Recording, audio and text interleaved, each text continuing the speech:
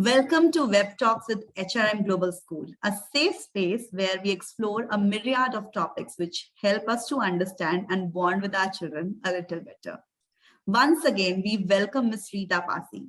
Ms. Passi is an eminent educationist, consultant, and mentor from Delhi Public School fraternity who holds the honor of being the founder member of Delhi Public School Kuwait, the first branch of TPS to be successfully launched outside India, paving the way for all the other branches to come up all over the globe. Presently, an education consultant with ERC, Delhi World Foundation, she supports a member of education faculties of schools to adopt and be adept at new learning techniques and tools which are more suited to the requirements of the 21st century learner. In the last session with Ms. Passi, she helped us to comprehend the meaning and importance of life skills in the life of a 21st century learner. Thanks to her, we understood the difference between moral values and life skills. Today, Ms. Passi will help us understand what roles parents play in inculcating life skills and how they can foster and preserve life skills better. Welcome, Ms. Passi. We are excited to listen and gain from your insights once again. Thank you, Divya, for inviting me again. It's a pleasure to be with you all. So as you all know, in my last session, I talked about the importance of life skills, especially in today's world. The challenges faced by the teachers in imparting the life skills to the children and my realization that parents can play a very crucial role in here. So I'll start with an example. A child is joining the new school. He comes to the class. He's very smartly turned out. He's in a well-ironed uniform, absolutely on time, smelling fresh, hair nicely combed, is polite and soft-spoken, respectful, communicates beautifully with his classmates using thank you, sorry, excuse me, extends a helping hand to the teacher, follows rules, is very obedient. My God, can you have an image of this child in your mind? You know, you instant liking to that boy, that, oh, wow, you know, what a sweet child has joined me. The teacher is also very happy about it. Now, what has happened? The parents, without even realizing it, have empowered their child in the most crucial life skills, which are very important in today's century. Age-relevant self-awareness, age-relevant communication skills, interpersonal skills, social skills, organizational skills. His bag is with all the set for the timetable of the day, very organized. Then, which are some of the guidelines of World Health Organization are already seen in the child. If you remember, I discussed the life skills recommended by World Health Organization in my last session. So all these, skills are already seen in the child. And here is how the parents can be of a great support to life skill teachers and their own child as a bonus. First few years of the child he's full time with the parents. This is the best time to relate the life skills to them. The clean slate of the child's mind is forming associations. What they see, what they learn, they absorb and assimilate purely as they are presented by the parents without much outside influence. These age-relevant life skills empowered in childhood will make a firm base for the life skills taught in school. Children will already be familiar with them and will take these up from there in progression, of course, and assimilate them in the way they're supposed to do. You must be wondering, where do you begin from? What is your role in it? How do you fit in? Now, in this session, I'll be talking about the techniques which you'll find most convenient and simple to follow. Last time, I told you about 10 life skills recommended by WHO. Now, what I've done, if you look at these life skills that I mentioned in the last session of mine, you will see that just when you look at these life skills, they're a little confusing. You don't know the structure well. You don't know how to incorporate them in your lesson plans. You don't know how to empower the children with these skills because, they have to be taught in a way that children are able to assimilate them in their true value and true meaning. Mm-hmm. Then only, they are going to be useful. Otherwise, it'll be just a waste of time. Exactly. So what I have done is I have given it a thought.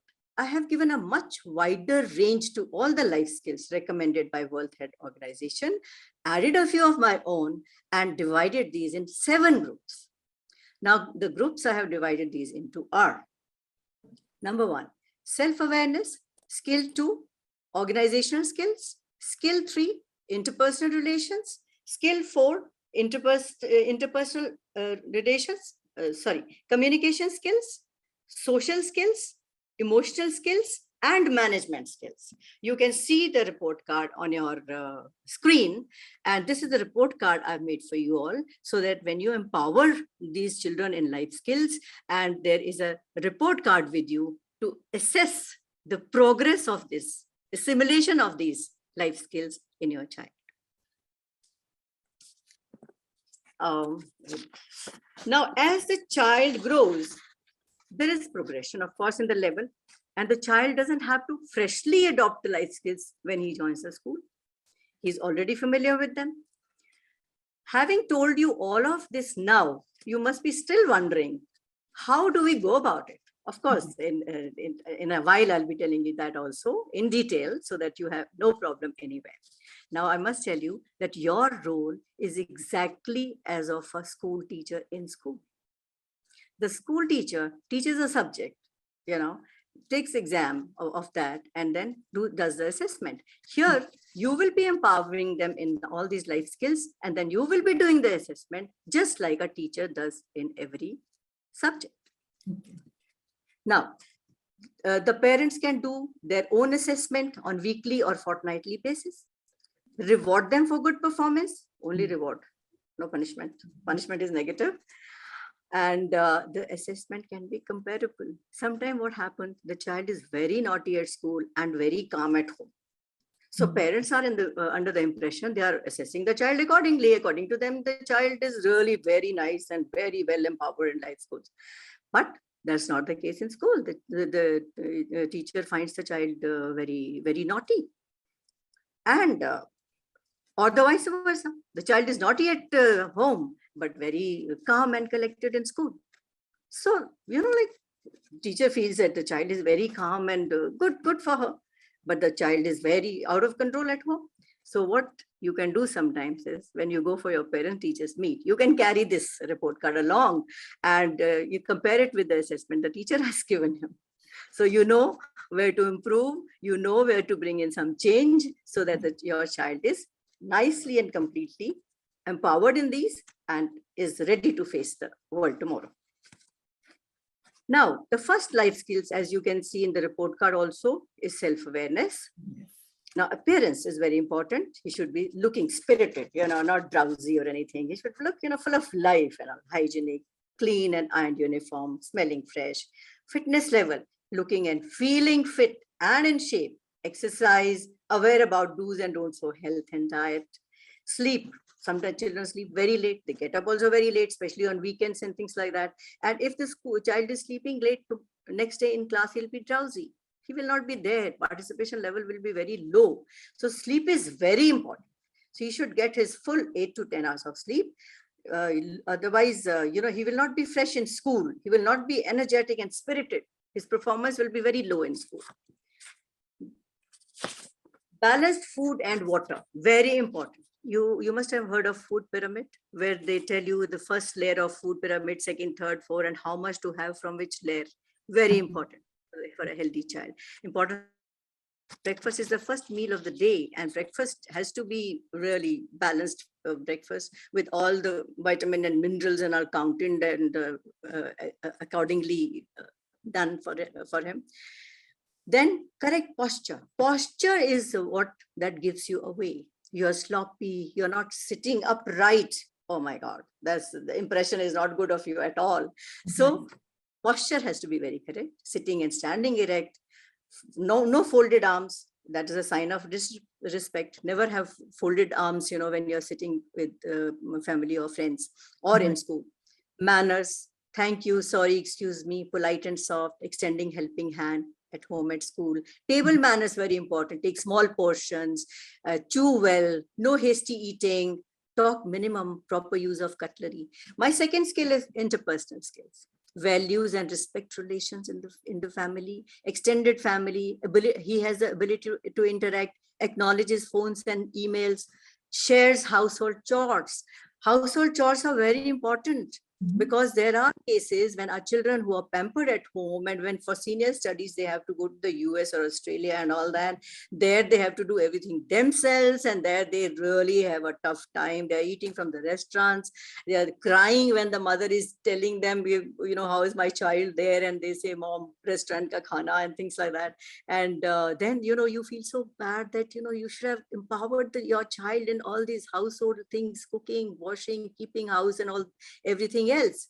Right. Then he has to follow household rules are very important. Time for TV viewing, homework, sports, sleep, waking up, meals, staying out time with friends. He has to be back home by 8 or 9, whatever the time you set for him.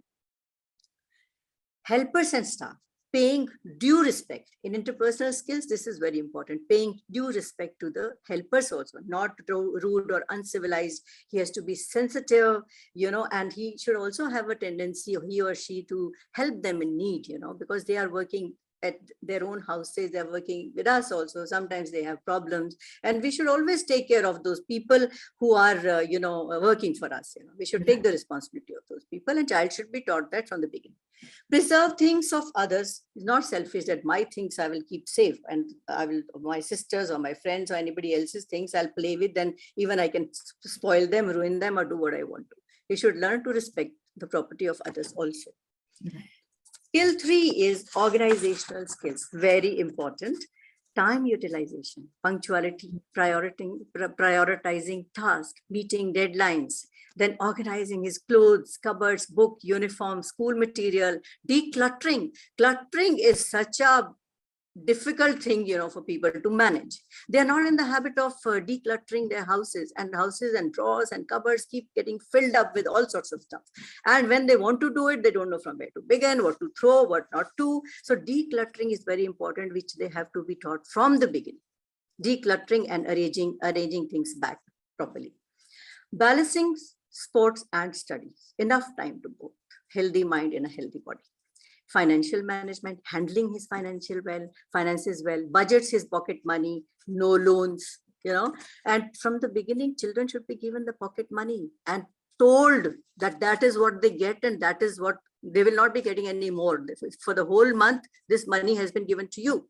Now, sometimes they will spend a lot of money and then come to parents. Oh, sorry, mom, I spent all the money. How do I manage the rest of the month? So the mom can say, or the father can say, okay, I will give you 100 rupees extra this time, but I am going to deduct this money from your next month's pocket money. That means, and not only that, I will be taking 10 rupees extra. So I'll be deducting 110 from your pocket money next month. So the child will know that if I take a loan from my parents, the money will be deducted. So he will know in the future that when you take loan from a bank or somewhere else, you have to pay interest. So they will learn to live within their means, you know. This is very important, which should be taught from the beginning. Right.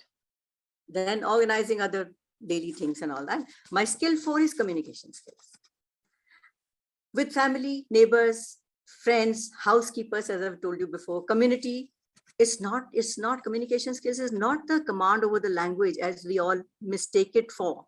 Communication skills means how you connect, how you talk to them, and everything is relation appropriate. Like with your grandmother, you will talk in a different way, very politely. You will talk with a friend in a very lively manner. With your parents, you will be respectful but still open because they are your parents. So that those communication skills he has to learn from the beginning, and he has to be clear and precise. He should know that whatever instruction he's giving to anybody is taken by the other person exactly as you want him to receive.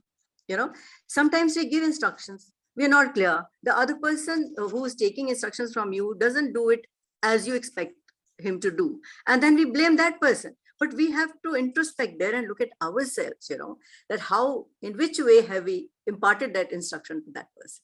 Right. Then some children, I mean, some people say, I, me, myself all the time. I'm this, I'm that, I did it myself, and it's done by me and all that. And they're there's no two-way communication. Sometimes one person goes on talking, the other person is quietly listening and all that, or some person is cutting the other person short, and all this happens. So this has to be controlled from the beginning by the parents. And his conversation should be proactive, assertive conversation, creative. It should be creative, and humor element also should be there. It should be engaging, that nobody should be getting bored with this kind of thing. And appropriate vocabulary is very important. Now you go on using the same words again and again. You should look for synonyms here and there and try to improve your vocabulary. Skill 5 is social skills. He has to be empathetic, compassionate, caring, sensitive at home, school. At school also, he has to be sensitive with his friends and all the people who are working in school, teachers. And then he should take ownership. Whenever there's a problem or there's a fight or two people are quarreling or he's done something wrong, he should be able to own it up. He should have the confidence to own his mistakes, not shift the blame all the time. Right. Environmentally conscious, he should preserving nature, anti-pollution, noise, preserving of environment. It should be there in his mind. Mm-hmm. Tolerance and patience to other cultures, religions, regions, colors, and creed. People from for different regions, and they are from different religions in a school also. He should never have in mind that my religion is saying, and he's from the other religion. No, you're all friends. You're all friends. Same teacher is teaching all the children from different religions and different creed, region, and everything. And for you also, there should be no difference there. Now, my skill 6 is emotional skill. Coping with emotion is very important. Anger management, patient, cool, calm, and collected. Coping with stress is very important. Children are very stressed these days. There's too much of load everywhere. They're going for activities, they attend school in the morning. 2 to 3 activities are lined up for them, and they're so stressed. And when they are not doing well, the suicides are on the rise, which is really heart-wrenching, because one feels so sad that a young life is cut short because he couldn't handle it. He couldn't handle the stress. Or it is our fault also sometimes that, with his failures or with his mistakes and all, we come down very heavily on our children. We should be, if the child makes a mistake, we should be calm about it, laugh about it, frankly, because we should know that mistakes are learning experience, and the learning experience given by mistakes and failures are lifelong experiences. You never forget them. Otherwise, if somebody is telling you you're making mistake and you have not made mistake, you will not realize the implication. You will not realize the consequences. So we have to be very calm, cool, and collected, and so that, they don't take that path. Now, he's also should be understanding of others' emotion. He should not hurt anybody. And he should develop ideal traits like being patient, resilience, and perseverance. My 7th skill is the most critical skill for 21st century. Most critical, I should say. That is management skills. You must be wondering, what am I talking about? Management skills for the children? Yes, management skills for the children, very important. And these skills are going to see them through life and their future, and they will be able to make all their options for the future using these skills. Critical thinking objectively, thinking of consequences, everything. Creative thinking, new ways of thinking out of the box, improvised, newly devised decision making, to get them into the habit of taking decision from the beginning. You may have to do a mock drill in this, because sometimes the big decisions are taken by the parents, not by the children. But you can throw a small problem here. We have to take a decision. What do we do? What do you think, child? What should we do here? And the child will definitely come up with something which will surprise you, I'm telling you, because they also think, they also have brains, and they will definitely help you there. And this decision making gets very, very, when you grow up, some people can't take decisions. It's very difficult. So the habit has to be built from the beginning. Problem solving, solve some problem together, some, at home, in the family, or throw some problem in front of them and say, okay, how do we solve this? So let him think. He has to be made to think. He has to be encouraged to think. Then collaboration, working jointly at home and outside with others, not trying to have an edge over others, share ideas, take others' opinions. 2 heads are better than 1. So these are the skills, and empowered in these skills, you don't have to worry about anything else. When the children as kids see the report card at home, just as their own academic report card, they will take notice of the areas mentioned in there and being evaluated. They'll accept them as mandatory curriculum and treat it as one. So I'm sure now you start using the report card very soon, and our children are going to be empowered in life skills from the beginning, and that will be, and they will have a great foundation before they go to school, and children are going to be really supported by you parents. Thank you so much, Reeta ma'am. And it was such an empowering session. Once again, thanks to you. The report card kind of opened my eyes. How can we help the parents? You know, I mean, as parents, how can we help children? So that's something which really opened my eye. Now, I want to ask a question that as a parent, what kind of challenges do I face? Because you have given us the report card, and when I want to inculcate these skills in my child, what kind of challenges do I face, right? And how to deal with them? Yes, the parents themselves face challenges because they are not completely empowered in these life skills themselves. For example, I'll give you a few examples. Punctuality. Are you all punctual when you go to office or work, or like somebody's house? Personal care. Are you absolutely tidy and clean, and you go everywhere looking very smart? Are you prioritizing tasks? Are you meeting deadlines? Do you have communications constraint, as some people like me myself, and they go on talking and don't let the other person talk, they interrupt, and most of the time they say, I know what you want to tell me, and they start on their own. Right. Then control over anger and rage, balance between how office and home. They're not doing. They promise the children that they will come, that they'll come home and take them for a movie or something. Your workload in office hasn't finished. You haven't been able to come back. You've broken the promise. And children, when they see the father breaking the promise, then how will they learn to be, careful about that? Financial problems, or taking loan has become a fashion these days, and when you have to return it, it's very, very stressful. And financial handling, since they haven't been taught from their childhood, they find it tough. So these are the shortcomings. These are the challenges the parents feel.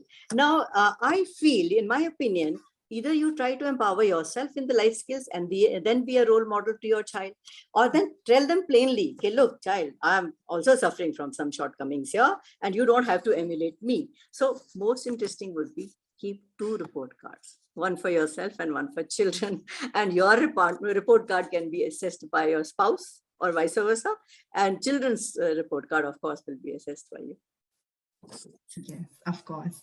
And what are they expected to do? What are the parents expected to do in the change scenario of 21st century? Because we see a lot of new technologies coming up. We can see coding, AI, and that's going to be the prime consideration in 21st century. So should the parents still look for marks, grades in the performance of their child, or should they focus more on the fact that the child should be empowered in crucial life skills? So see, as I told you, that nobody can predict what is coming for us in the future. In this light of ever expanding technology, we don't know what is there in store for us, And artificial intelligence and coding are, going to play a major role, because with artificial intelligence, as I told you before, we don't even know what kind of options we have. We don't even know what kind of jobs we'll get in the future. Nobody knows anything. Parents are in no position also to have the last word. Sometimes they pressurize their children to do this and that. Now, what we have to do is that we have to just in the new scenario of coding and AI, artificial intelligence, we should just empower them in crucial life skills. School will take care of other things. The school curriculum will bring in appropriate changes. Framework of 21st century learning is already in place in our school curriculums, and the multidisciplinary learning approaches also are taken up by school, like global issues of environment, health, and economic. Secondly, all new ideas, researches, and actions are shared on the net. The children, when they grow up, themselves choose their interest and invite or be invited to collaborate with others further. LinkedIn is a testimony to that. Mm-hmm. So you don't have to worry. I think you just see that whatever he decides to do, support him. Look at his participation and progression levels. Discuss with him. keep up with empowering them in life skills, and also encourage simultaneously that they should enhance their inborn talent that the universe gifted them before they were born in this world. Right. So that's an important thing for parents to look forward to and sit back and enjoy once they equip their children with life skills. Now, one very important question comes up, and I have seen parents asking this question again and again over the years, that how does my role as a parent change when my child transitions from childhood to adolescence? How does parents' role change as their Yes. child transitions from childhood to adolescence? Right. Okay, so parents have to understand, and understand that the parents were also children before they became adults and before they became parents. And they also had to face the challenges going from childhood to adulthood. The problem is we forget that we also had gone through all these phases, and our parents were there. Of course, some parents handled it well. Some parents couldn't understand why the child was being so disobedient and so answering back and having mood swings and things like that. So you have to understand there are hormonal changes in the child. There are hormonal changes that the child himself cannot handle. He cannot handle. That is why there are mood swings. There are he back answers, and then the ego comes up. How can he talk to his mother like this? How can he talk to his father like this? Ego comes before, in between you and your child. Your ego is coming. But at that time, you should put your ego aside.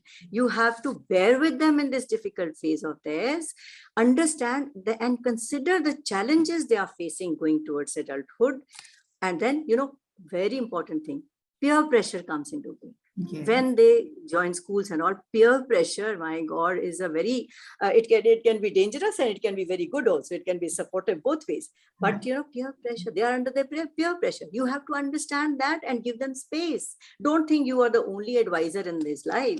He is learning something from his peer pressure. And for that, you leave communication lines absolutely open between you and on daily basis, so that, whenever he wants some advice or something, you are present to give that advice to him. And when he comes with something, he's done something wrong, his performance will definitely go low during this phase, and when his performance goes low, my God, the parents see red and they pull them up, they rebuke, they shout and all. That's not to be done. That has to be understood, that performance level will definitely come down. Bear with it, accept. Now, and they are very vulnerable at this age. If you cross over this space with being patient, calm, and collected, a beautiful relation between you and them will flourish. Otherwise, the relation will not be normal. They will not forget that you didn't support them in their difficult phase. And, the future relationship of yours with the children will be based on that. Never belittle them in front of their friends, anybody, outsider, even grandparents, because they have certain image, and here they are very image conscious these days. Self-esteem, they are very bothered about, and their self-esteem can go low. Never belittle them. Give them their space. Sometimes the daughter or the son can say, "Mom, please, I want to be left alone. Don't talk to me." Oh my God, the mother will think that she's really being very disrespectful. No, you can say, "Okay, child, okay, when you are better, we'll talk about it," and things like that. No arguments with them.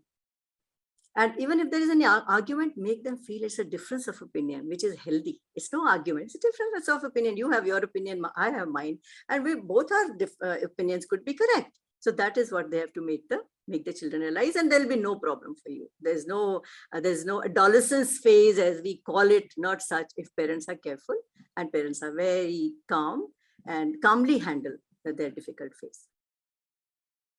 I can just imagine if a parent listens to your advice and follows it, then definitely how beautiful bond can be formed between them and their child, right?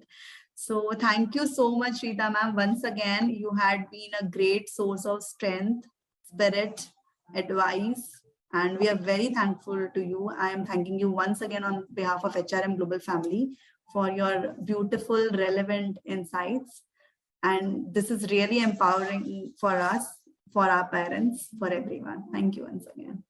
Thank you, Divya. Thank you. It's been a pleasure all the way. Thanks a lot.